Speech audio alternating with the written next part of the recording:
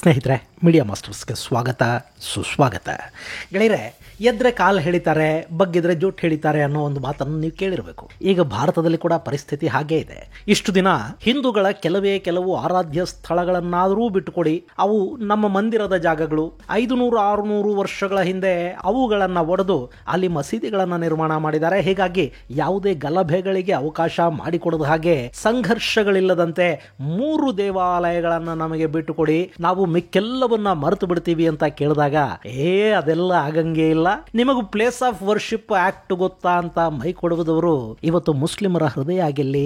ನಾವು 1947ರ ಪರಿಸ್ಥಿತಿಗಿಂತ ಚಿಂತಾಜನಕವಾಗಿದ್ದೀವಿ.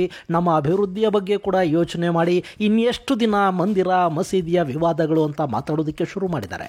ಇದಕ್ಕೆ ಕಾರಣ ಆಗ್ತಾ ಇರೋದು ದೇಶದಲ್ಲಿ ಇತ್ತೀಚೆಗೆ ಆಗ್ತಾ ಇರೋ ಕೆಲ ಬದಲಾವಣೆಗಳು, ಶತಮಾನಗಳ ಹಿಂದಿನ ಮಸೀದಿಗಳ ಮೇಲೆ ದಾಖಲಾಗ್ತಾ ಇರೋ ಪ್ರಕರಣಗಳು, ಹಾಗೂ ಅವು ಈ ಹಿಂದೆ ಹಿಂದೂ ಮಂದಿರಗಳಾಗಿದ್ವು ಅನ್ನೋದಕ್ಕೆ ಸಿಗ್ತಾ ಇರೋ ಪುರಾವೆಗಳು, ಜೊತೆಗೆ ದೇಶದಲ್ಲಿ ಆಗ್ತಾ ಇರೋ ಮತ ಧ್ರುವೀಕರಣದ ರಾಜಕಾರಣ ಹಾಗೂ ಅದರ ಫಲಿತಾಂಶಗಳು. ಹಾಗಾದ್ರೆ ಇಲ್ಲಿ ಈ ರೀತಿ ಮಾತಾಡ್ತಾ ಇರೋದಾದ್ರೂ ಯಾರು? ಪ್ರಧಾನಿಗಳೇ ನಮ್ಮ ಜೊತೆ ಮಾತಾಡಿ ಅಂತ ಕೇಳ್ತಾ ಇರೋದಾದ್ರೂ ಯಾರು ಅನ್ನೋದ್ರ ಬಗ್ಗೆ ಒಂದಷ್ಟು ಮಾಹಿತಿಯನ್ನ ನಾವಿಲ್ಲಿ ನೋಡೋಣ.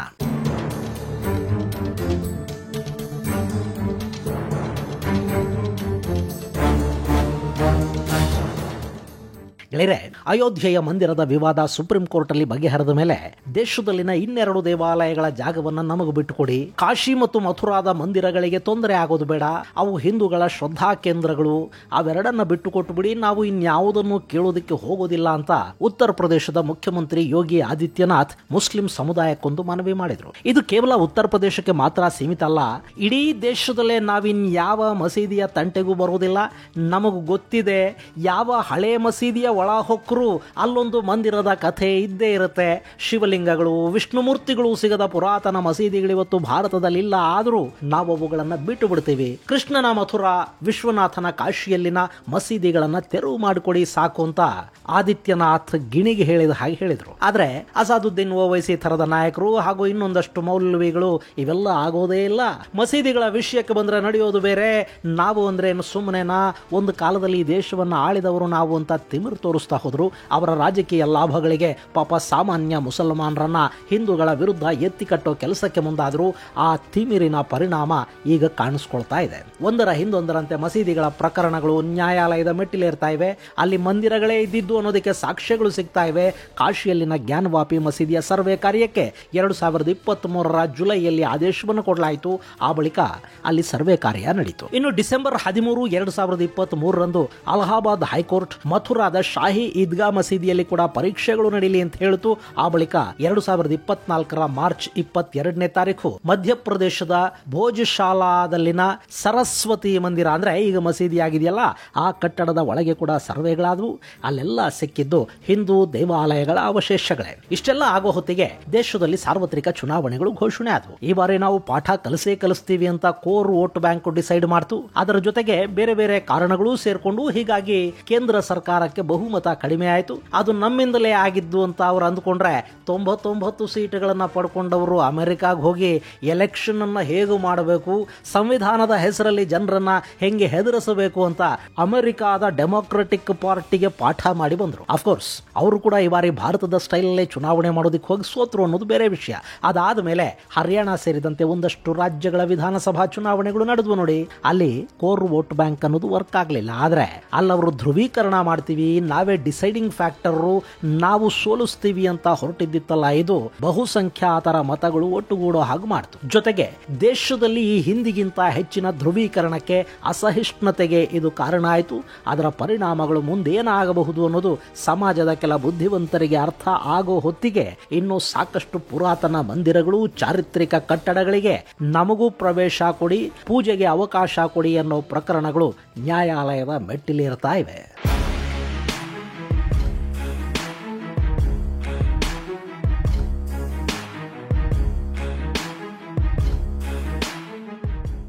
ಇದು ಒಂದೋ ಎರಡೋ ಮಸೀದಿಗಳ ವಿಷಯ ಅಲ್ಲ. ದೇಶದ ಬಹುತೇಕ ಪುರಾತನ ಮಸೀದಿಗಳಿಗೆ ವಿವಾದಗ್ರಸ್ತ ಆಗ್ತಾ ಹೋಗ್ತಾ ಇವೆ. ಅವತ್ತಿಗೆ ಈ ದೇಶದ ಮೇಲೆ ದಾಳಿ ಮಾಡಿದ, ಈ ದೇಶವನ್ನು ಆಳಿದ ಸುಲ್ತಾನರಿಗೆ ಅದೇನು ಖಯಾಲಿ ಇತ್ತೋ ಏನೋ, ಮಂದಿರಗಳನ್ನ ಕೆಡವಿ ಅಲ್ಲಿ ಅವರು ಮಸೀದಿಗಳನ್ನ ಕಟ್ತಾ ಹೋದ್ರು. ದೆಹಲಿ ಸುಲ್ತಾನರು, ಮೊಘಲರು ಸೇರಿದ ಹಾಗೆ ಸಾಕಷ್ಟು ಆಡಳಿತಗಾರರು ಮಾಡಿದ್ದನ್ನೇ. ಅಷ್ಟೇ ಯಾಕೆ, ನಮ್ಮ ಶ್ರೀರಂಗಪಟ್ಟಣದ ಕೋಟೆಯೊಳಗಿನ ಮಸೀದಿಯ ಗೋಡೆ ಮೇಲೆ ನಾಗಶಿಲ್ಪಗಳಿರೋದನ್ನ ನೋಡಿದ ಮೇಲೂ ಅಲ್ಲಿ ಹಿಂದೆ ಏನಿತ್ತು ಅನ್ನೋ ಅನುಮಾನ ಯಾರಿಗಾದ್ರೂ ಉಳಿಯೋದಕ್ಕೆ ಸಾಧ್ಯನಾ?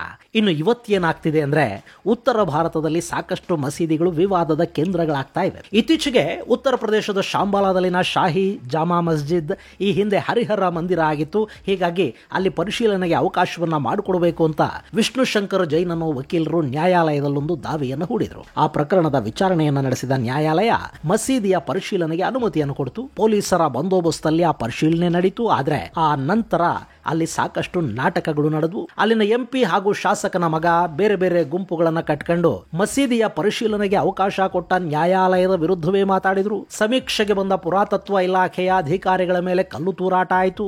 ಆ ಗಲಭೆಗಳಲ್ಲಿ 4 ಸಾವಿಗೀಡಾದ್ರು. ಸಂಭಾಲ ಪ್ರಕ್ಷುಬ್ಧಗೊಳಿತು.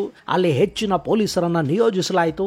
ನ್ಯಾಯಾಲಯದ ಅನುಮತಿ ಇಲ್ಲದೆ ರಾಜಕೀಯ ನಾಯಕರಲ್ಲಿಗೆ ಹೋಗೋ ಹಾಗಿಲ್ಲ ಅಂತ ಕೋರ್ಟ್ ಹೇಳ್ತು. ಹೀಗಿರುವಾಗಲೇ ರಾಹುಲ್ ಗಾಂಧಿ ಮತ್ತು ಪ್ರಿಯಾಂಕಾ ವಾದ್ರಾ ಶಾಂಬಾಲಾಗೆ ಭೇಟಿ ಕೊಡೋದಕ್ಕೆ ಮುಂದಾದ್ರು. ಆದರೆ ನ್ಯಾಯಾಲಯದ ಆದೇಶ ಇದ್ದ ಕಾರಣದಿಂದ ಉತ್ತರ ಪ್ರದೇಶದ ಪೊಲೀಸರು ಈ ಇಬ್ಬರನ್ನು ದೆಹಲಿಗೆ ವಾಪಸ್ಸು ಕಳುಹಿಸಿಕೊಟ್ಟಿದ್ದಾರೆ. ಸದ್ಯಕ್ಕೆ ಸಾಂಬಾಲಾ ಬೂದಿ ಮುಚ್ಚಿದ ಕೆಂಡದಂತಿದೆ.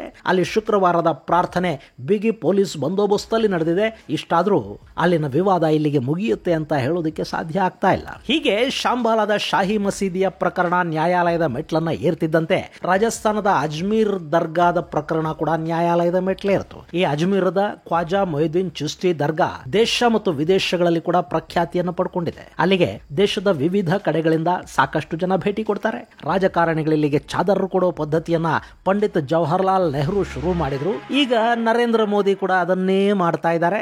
ಈ ಮೊಹಿದ್ದೀನ್ ಚಿಶ್ತಿ ಭಾರತಕ್ಕೆ ಬಂದಿದ್ದು ಘೋರಿ ಮೊಹಮ್ಮದ್ನ ಕಾಲದಲ್ಲಿ. ಈತ ಹಿಂದೂ ಮಂದಿರಗಳ ನಾಶಕ್ಕೆ ಕಾರಣನಾದ ಬಗ್ಗೆ ಸಾಕಷ್ಟು ಉಲ್ಲೇಖಗಳು ನಮಗೆ ಸಿಗುತ್ತವೆ. ಖ್ವಾಜಾ ಮೊಹಿದ್ದೀನ್ ಚಿಶ್ತಿಯ ಬಗ್ಗೆ ಈ ಹಿಂದೆ ವಿವರವಾದ ವಿಡಿಯೋವೊಂದನ್ನು ಮಾಡಿದ್ದೀನಿ. ಅದರ ಲಿಂಕ್ ಅನ್ನ ಡಿಸ್ಕ್ರಿಪ್ಷನ್ ಬಾಕ್ಸ್ ಅಲ್ಲಿ ಕೊಡ್ತಾ ಇದ್ದೀನಿ, ನೀವು ಅದನ್ನು ಕೂಡ ನೋಡಬಹುದು. ಇನ್ನು ಇಲ್ಲಿನ ದರ್ಗಾದ ಅಡಿಯಲ್ಲಿ ಹಿಂದೂ ಮಂದಿರದ ಅವಶೇಷಗಳಿವೆ ಅನ್ನೋ ಮಾಹಿತಿಯನ್ನ ಬ್ರಿಟಿಷರ ಕಾಲದ ಇತಿಹಾಸ ತಜ್ಞ ಹಾಗೂ ಅವತ್ತಿನ ನ್ಯಾಯಾಧೀಶ ಕೂಡ ಆಗಿದ್ದ ಹರಬಿಲಾಸ್ ಶಾರದಾ 1910ರಲ್ಲಿ ತಮ್ಮ ಅಜ್ಮೀರ್ ದರ್ಗಾ ಕುರಿತಾದ ಪುಸ್ತಕದಲ್ಲಿ ದಾಖಲು ಮಾಡಿದ್ದಾರೆ. ಈಗ ಅದೇ ಮಾಹಿತಿಯನ್ನು ಆಧಾರವಾಗಿಟ್ಕೊಂಡು ಹಾಗೂ ದರ್ಗಾದ ಹೊರಭಾಗದಲ್ಲಿ ಕಾಣಿಸ್ತಾ ಇರೋ ಸ್ವಸ್ತಿಕ್ ಚಿಹ್ನೆಗಳ ಆಧಾರದಲ್ಲಿ ಅಜ್ಮೀರ್ ದರ್ಗಾ ಹಿಂದೂ ದೇವಾಲಯವಾಗಿತ್ತು. ಈಗ ಅದರ ಬಗ್ಗೆ ಪರಿಶೀಲನೆ ನಡೀಬೇಕು ಅನ್ನೋ ಪ್ರಕರಣವೊಂದು ನ್ಯಾಯಾಲಯದ ಮೆಟ್ಟಿಲನ್ನ ಹತ್ತಿದೆ.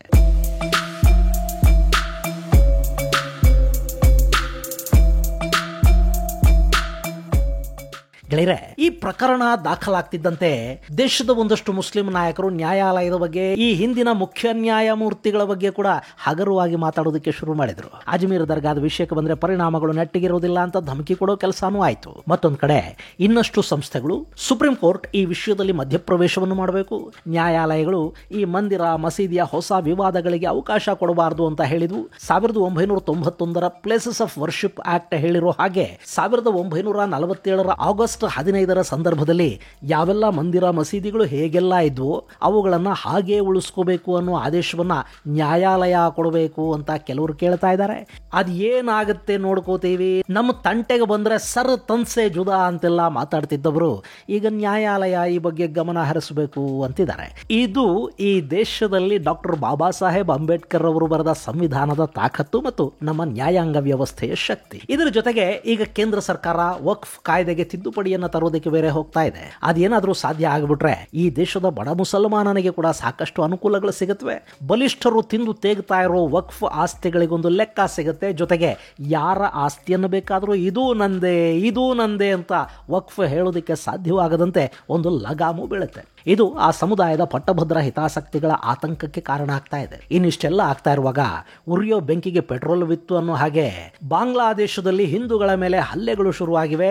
ಅಲ್ಲಿ ಭಾರತದ ರಾಷ್ಟ್ರಧ್ವಜವನ್ನು ಅವಮಾನ ಮಾಡೋ ಕೆಲಸ ನಡೀತಾ ಇದೆ. ಅದು ಈ ದೇಶದ ಹಿಂದೂಗಳನ್ನ ಮತ್ತಷ್ಟು ಹತ್ತಿರಕ್ಕೆ ತರ್ತಾ ಇದೆ. ಒಂದು ವೇಳೆ ಈ ಕೋರ್ ವೋಟ್ ಬ್ಯಾಂಕ್ ಅನ್ನೋದು ಅಗತ್ಯ ಸಂದರ್ಭಗಳಲ್ಲಿ ಹೇಗೆ ಒಂದಾಗುತ್ತೋ ಹಾಗೆ ಈ ದೇಶದ ಬಹುಸಂಖ್ಯಾತರು ಕೂಡ ಒಂದಾದ್ರು ಅಂತ ಇಟ್ಟುಕೊಳ್ಳಿ. ನಾವು ನಮ್ಮವರ ಜೊತೆ ಮಾತ್ರ ವ್ಯಾಪಾರ ಮಾಡ್ತೀವಿ, ಬಳಸ್ತೀವಿ, ನಮ್ಮ ವಸ್ತುಗಳನ್ನು ಮಾತ್ರ ಬಳಸ್ತೀವಿ ಅಂತ ಅವರೂ ಕೂತು ಬಿಟ್ರೆ ಪರಿಸ್ಥಿತಿ ಏನಾಗಬಹುದು? ನಗರಗಳಲ್ಲಿ ಇದರ ಪರಿಣಾಮ ಹೆಚ್ಚು ಕಾಣದೇ ಇರಬಹುದು, ಆದರೆ ಗ್ರಾಮೀಣ ಭಾಗದಲ್ಲಿ ಪಾಪ ತುಂಬಾ ಸಮಸ್ಯೆಗಳಿಗೆ ಇದು ಕಾರಣ ಆಗಿಬಿಡುತ್ತೆ. ಇದೆಲ್ಲ ಹೀಗೆ ಅತಿರೇಕಕ್ಕೆ ಹೋಗ್ತಾ ಇರೋ ಸಂದರ್ಭದಲ್ಲೇ ದೆಹಲಿಯ ಜಾಮಾ ಮಸೀದಿಯ ಶಾಹಿ ಇಮಾಮ್ ಸೈಯದ್ ಅಹಮದ್ ಬುಖಾರಿ ಒಂದು ಎಮೋಷನಲ್ ಮನವಿಯನ್ನು ಮಾಡಿದ್ದಾರೆ. ಪ್ರಧಾನಿ ನರೇಂದ್ರ ಮೋದಿ ದೇಶದ ಮುಸ್ಲಿಮರ ಜೊತೆ ಮಾತುಕತೆಗಳನ್ನು ಮಾಡಬೇಕು, ದೇಶದಲ್ಲಿ ಹೆಚ್ಚಾಗ್ತಾ ಇರೋ ಧರ್ಮ ಸಂಘರ್ಷವನ್ನು ಕಡಿಮೆ ಮಾಡಬೇಕು ಅಂತ ಅವರು ಹೇಳಿದ್ದಾರೆ. ಅಷ್ಟೇ ಅಲ್ಲದೆ ಮುಸ್ಲಿಮರು ಕೂಡ ಶಾಂತಿಯಿಂದ ಇರಬೇಕು ಅನ್ನೋ ಹಿತವಚನವನ್ನು ಕೂಡ ಆ ಸಮುದಾಯಕ್ಕೆ ಬುಖಾರಿ ಕೊಟ್ಟಿದ್ದಾರೆ. ಇಲ್ಲಿ ಇಮಾಮ್ ಮೋದಿ ಪ್ರಧಾನಿಯ ಕುರ್ಚಿ ಮೇಲೆ ಕುಳಿತಿರೋ ಕಾರಣದಿಂದ ಅವರು ಮುಸ್ಲಿಮರ ಹೃದಯವನ್ನು ಗೆಲ್ಲಬೇಕು ಅಂತ ಹೇಳ್ತಾ ಇದ್ದಾರೆ. ಅಷ್ಟೇ ಅಲ್ಲ, ದೇಶದಲ್ಲಿ ಈ ರೀತಿಯ ಸಂಘರ್ಷಗಳು ನಡೆಯೋದಕ್ಕೆ ಕಾರಣ ಆಗ್ತಿರೋರನ್ನ ಸುಮ್ಮನಿರಿಸಬೇಕು. ನಾವು 1947 ಪರಿಸ್ಥಿತಿಗಿಂತ ತುಂಬಾ ಚಿಂತಾಜನಕ ಪರಿಸ್ಥಿತಿಯನ್ನು ತಲುಪಿದೀವಿ. ಈ ದೇಶ ಮುಂದಿನ ದಿನಗಳಲ್ಲಿ ಯಾವ ದಿಕ್ಕಲ್ಲಿ ಹೋಗುತ್ತೆ ಅನ್ನೋದನ್ನ ಯೋಚಿಸೋದಕ್ಕೆ ಕೂಡ ಆಗ್ತಿಲ್ಲ. ಹೀಗಾಗಿ ಆದಷ್ಟು ಬೇಗ ಹಿಂದೂ ಹಾಗೂ ಮುಸ್ಲಿಂ ಮುಖಂಡರನ್ನ ಕರೆಸಿ ಪ್ರಧಾನಿ ಮೋದಿ ಶಾಂತಿ ಮಾತುಕತೆಗಳನ್ನ ಮಾಡಬೇಕು ಅಂತ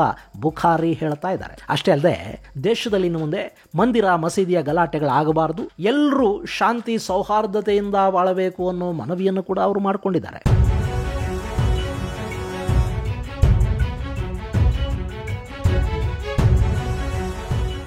ಗೆಳೆಯರೆ, ಈ ಮೋದಿ ಬಗ್ಗೆ ಈ ದೇಶದ ಬಹುಸಂಖ್ಯಾತರಿಗಿರೋ ದೊಡ್ಡ ಅಸಮಾಧಾನ ಏನು ಗೊತ್ತಾ? ಈ ಹಿಂದಿನ ಸರ್ಕಾರಗಳಿಗಿಂತ ಹೆಚ್ಚು ಅಲ್ಪಸಂಖ್ಯಾತರಿಗೆ ಮೋದಿ ಸರ್ಕಾರ ಸಹಾಯ ಮಾಡ್ತಾ ಇದೆ ಅನ್ನೋದು. ಈಗ ನೋಡಿ, ತಲಾಖ್ ರದ್ದು ಮಾಡಿದ್ರು, ಅದರಿಂದ ಆ ಸಮುದಾಯದ ಹೆಣ್ಣು ಮಕ್ಕಳಿಗೆ ಲಾಭ ಆಯಿತು. ಪಾಸ್ಮಾಂಡ ಮುಸ್ಲಿಂ ಸಮುದಾಯದ ಬಗ್ಗೆ ವಿಶೇಷ ಕಾಳಜಿಯನ್ನು ವಹಿಸಿದ್ರು. ಮುಸ್ಲಿಮರಲ್ಲೇ ಹಿಂದುಳಿದ ಹಾಗೂ ದಲಿತ ಮುಸ್ಲಿಮರಿಗೆ ಅದರಿಂದ ಲಾಭ ಆಗ್ತಾ ಇದೆ. ಈಗ ವಕ್ಫ್ ತಿದ್ದುಪಡಿ ತಂದ್ರೆ ಅದರ ಲಾಭ ಕೂಡ ಮುಸ್ಲಿಮರಿಗೆ ಆಗುತ್ತೆ. ಜಮ್ಮು ಕಾಶ್ಮೀರದಲ್ಲಿ ಆರ್ಟಿಕಲ್ 370 ರದ್ದಾಯಿತು, ಅದರ ಲಾಭ ಅಲ್ಲಿನ ಮುಸ್ಲಿಮರಿಗೆ ಆಗ್ತಾ ಇದೆ.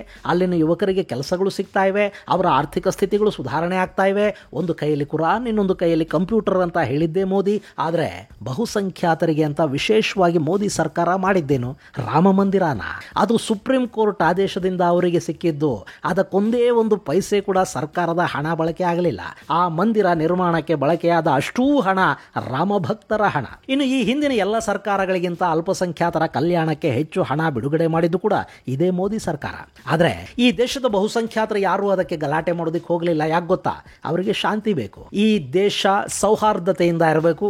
ಸರ್ತನ್ ಸೇಜುದ ಅಲ್ಲ, ವಸುಧೈವ ಕುಟುಂಬಕಂ, ಸರ್ವೇ ವಿಶ್ವ ಸುಖಿನೋ ಭವಂತು. ಇದು ಈ ದೇಶದ ಮೂಲ ತತ್ವ. ಅದು ಬಹುಸಂಖ್ಯಾತರಿಗೆ ಗೊತ್ತಿದೆ. ಆದರೆ ಶಾಂತಿ ಸೌಹಾರ್ದತೆ ಅನ್ನೋದು ಒಂದು ಸಮುದಾಯದಿಂದ ಮಾತ್ರ ಸಾಧ್ಯವಾಗುವಂಥದ್ದಲ್ಲ. ಅದನ್ನ ಅಲ್ಪ ಸಂಖ್ಯಾತರು ಕೂಡ ಅರ್ಥ ಮಾಡ್ಕೋಬೇಕಾಗತ್ತೆ. ಸಣ್ಣ ಸಣ್ಣ ವಿಷಯಗಳಿಗೆ ದಾಂಧಲೆಯನ್ನು ಮಾಡೋದು, ನ್ಯಾಯಾಲಯಗಳನ್ನ ಮೀರಿದ ಮಾತುಗಳನ್ನು ಆಡೋದು, ನಮಗೆ ಬೇರೆಯದ್ದೇ ಸಂವಿಧಾನ ಅನ್ನೋದು, ಇವೆಲ್ಲ ದೇಶದ ಸೌಹಾರ್ದತೆಗೆ ಧಕ್ಕೆ ತರುತ್ತವೆ ಅಲ್ವಾ? ಹೀಗಾಗಿ ಬುಖಾರಿ ಅವರು ಇಲ್ಲಿ ಹಿತವಚನಗಳನ್ನೇನಾದರೂ ಹೇಳಬೇಕು ಅಂತ ಅಂದುಕೊಂಡ್ರೆ ಮೊದಲು ತಮ್ಮ ಸಮುದಾಯಕ್ಕದನ್ನ ಹೇಳಿದರೆ ಒಳ್ಳೆಯದು. ಗೆಳೆಯರೆ, ಇಲ್ಲಿಗೆ ಇಸ್ಲಾಂ ಅನ್ನೋದು ಹೊರಗಿಂದ ಬಂತೇ ಹೊರತು ಈ ದೇಶದ ಮುಸ್ಲಿಮರಿದಾರಲ್ಲ, ಅವ್ರು ಯಾರು ಹೊರಗಿಂದ ಬಂದವರಲ್ಲ. ಅವರ ಮೂಲ ಭಾರತನೇ. ಅವರ ಪೂರ್ವಜರು ಇದೇ ಸನಾತನ ಸಂಸ್ಕೃತಿಯಿಂದ ಬಂದವರು. ಹೀಗಾಗಿ ಮೂಲ ಸಂಸ್ಕೃತಿಯ ಬಗ್ಗೆ ಪ್ರೀತಿ ಗೌರವಗಳನ್ನು ಅವರು ಕೂಡ ಬೆಳೆಸ್ಕೋಬೇಕಾಗತ್ತೆ. ಯಾವನೋ ಸುಲ್ತಾನ ಯಾವತ್ತೋ ಈ ದೇಶದ ಮೇಲೆ ದಾಳಿ ಮಾಡಿ ಇದನ್ನ ಆಳಿದ್ದ ಅಂದ ಕೂಡಲೇ ಈ ದೇಶದ ಎಲ್ಲ ಆಸ್ತಿಪಾಸ್ತಿಗಳು ವಕ್ಫ್ ಆಗೋದಿಲ್ಲ. ಗಳಿಸಿದ ಸಂಪತ್ತನ್ನ ದಾನ ಮಾಡುವಂತ ಕುರಾನ್ ಹೇಳುತ್ತೆ. ಯಾರದ್ದು ಆಸ್ತಿಯನ್ನ ಕದ್ದೋ ಕಿತ್ಕೊಂಡೋ ದಾನ ಮಾಡಿದ್ರೆ ಅದು ನಪಾಕ್ ಅನ್ನಿಸ್ಕೊಳ್ಳುತ್ತೆ. ಹೀಗಾಗಿ ರೈತರ ಜಮೀನುಗಳು, ಊರುಗಳು ವಕ್ಫ್ ಅಂತ ಹೋದ್ರೆ ಈ ದೇಶದ ಸಂವಿಧಾನ ಮತ್ತು ಕಾನೂನುಗಳು ಸುಮ್ಮನಿರುತ್ತವೆ ಅಂದ್ಕೊಳ್ಳೋದು ಖಂಡಿತ ತಪ್ಪಾಗತ್ತೆ. ಸದ್ಯಕ್ಕೆ ದೆಹಲಿಯ ಇಮಾಮ್ ತೂಕದ ಮಾತುಗಳನ್ನೇ ಆಡಿದ್ದಾರೆ. ಅವರು ಈ ಹಿಂದೆ ಬಾಂಗ್ಲಾದೇಶದಲ್ಲಿನ ಹಿಂದೂಗಳ ಮೇಲಿನ ದೌರ್ಜನ್ಯವನ್ನು ಕೂಡ ಖಂಡಿಸಿದ್ರು. ಬಾಂಗ್ಲಾದಲ್ಲಿನ ಅಲ್ಪಸಂಖ್ಯಾತರನ್ನ ಅಲ್ಲಿನ ಸರ್ಕಾರ ಹೇಗೆ ನೋಡಿಕೊಳ್ತಾ ಇದೆ, ಭಾರತದಲ್ಲಿನ ಅಲ್ಪಸಂಖ್ಯಾತರು ಹೇಗೆಲ್ಲ ಇದ್ದಾರೆ ಅನ್ನೋದರ ಅರಿವು ಈ ಬುಖಾರಿ ಅವರಿಗೆ ತುಂಬಾ ಚೆನ್ನಾಗಿದೆ. ಹೀಗಾಗಿ ಅವರು ಬಾಂಗ್ಲಾದ ಸರ್ಕಾರ ಕೂಡ ಹಿಂದೂಗಳನ್ನ ಚೆನ್ನಾಗಿ ನೋಡ್ಕೋಬೇಕು ಅಂತ ಈ ಹಿಂದೆ ಹೇಳಿದ್ರು.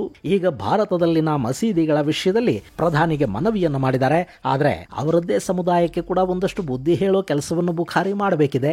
ಶುಕ್ರವಾರದ ಭಾಷಣಗಳಲ್ಲಿ ಪ್ರೀತಿ ಹಾಗೂ ಸಾಮರಸ್ಯದ ಮಾತುಗಳು ಕೇಳಿ ಬರೋ ಹಾಗಾದ್ರೆ ಈ ದೇಶದಲ್ಲಿ ಕೋಮು ಸೌಹಾರ್ದತೆ ಅನ್ನೋದು ಖಂಡಿತ ಸಾಧ್ಯ ಆಗತ್ತೆ ಅಲ್ವಾ? ಇದು ಗೆಳೆಯರೆ, ದೇಶದಲ್ಲಿ ನಡೀತಿರೋ ಮಂದಿರ ಮಸೀದಿ ವಿವಾದವನ್ನು ಬಗೆಹರಿಸುವಂತೆ ಮುಸ್ಲಿಂ ಮತದ ಮುಖಂಡರು ಈ ದೇಶದ ಪ್ರಧಾನಿಗೆ ಮನವಿ ಮಾಡ್ತಾ ಇರೋದರ ಕುರಿತಾದ ಒಂದಷ್ಟು ಮಾಹಿತಿ. ಈ ದೇಶದಲ್ಲಿ ಸೌಹಾರ್ದತೆ ಮೂಡಲಿ, ದೇಶ ಶಾಂತಿಯಿಂದ ಇರಲಿ, ಸರ್ವ ಜನಾಂಗದ ಶಾಂತಿಯ ತೋಟ ಆಗಲಿ ಅನ್ನೋದು ಈ ದೇಶದ ಪ್ರತಿಯೊಬ್ಬ ದೇಶ ಪ್ರೇಮಿಯ ಬಯಕೆ ಕೂಡ.